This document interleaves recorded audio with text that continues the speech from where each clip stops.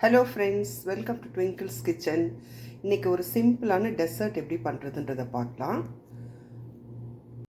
இந்த டெசர்ட் பண்ணுறதுக்காக நான் இந்த மாதிரி ஒரு கப்பில் 1 கப் மில்க் பாயில் பண்ணிகிட்ருக்கேன்.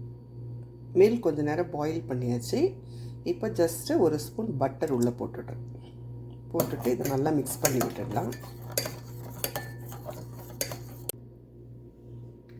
பாருங்கள், பட்டர் நல்லா மெல்ட் ஆகிடுச்சு. இப்போ கொஞ்சம் சுகர் உள்ளே போட்டுடலாம். போட்டுட்டு நல்லா மிக்ஸ் பண்ணி விட்டுட்டு ஸ்டவ் அப்படியே மீடியம் ஃப்ளேமில் மில்கை அப்படியே நம்ம நல்லா கலந்து விட்டுட்டே இருக்கலாம்.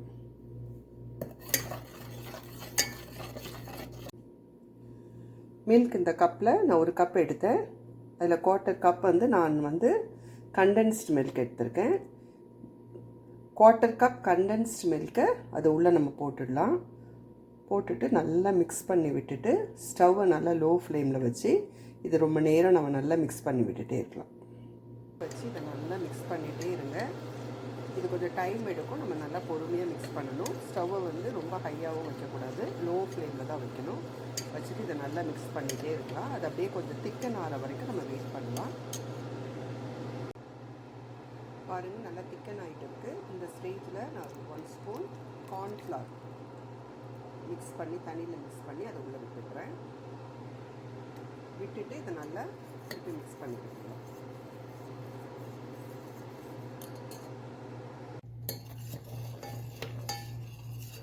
பாருங்கள், நல்லா திக்கன் ஆகிடுச்சு. இந்த ஸ்டேஜில் நம்ம ஸ்டவ் ஆஃப் பண்ணிவிட்டு கொஞ்சம் நேரம் ஆற விட்டுடலாம். இந்த கன்சிஸ்டன்சி வந்த உடனே நம்ம ஆற வச்சிடலாம்.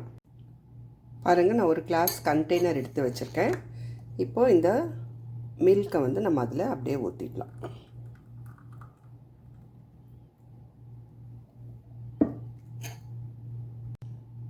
கட் பண்ணி எடுத்து வச்சுருக்கிற ஃப்ரூட்ஸை நம்ம அப்படியே அதில் போட்டுடலாம், ஸ்ப்ரெட் பண்ணி விட்டுடலாம்.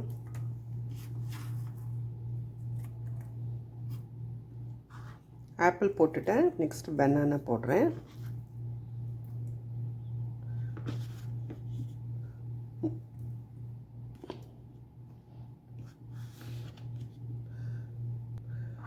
ஸ்ட்ராபெரிஸும் போட்டுடலாம்.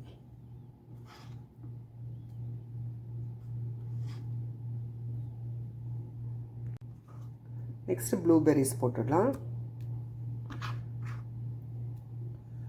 ஸ்ப்ரெட் பண்ணிவிட்டு நான் உங்களுக்கு காமிக்கிறேன்.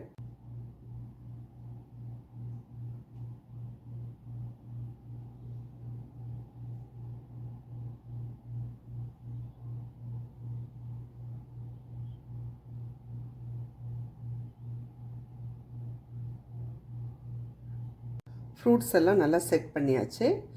இப்போ இந்த கிளாஸ் கண்டெய்னரை லிட்டு போட்டு க்ளோஸ் பண்ணிவிட்டு ஃப்ரீசரில் ஒரு 3 ஹவர்ஸ் வச்சுட்டு அப்புறமா நம்ம பார்க்கலாம்.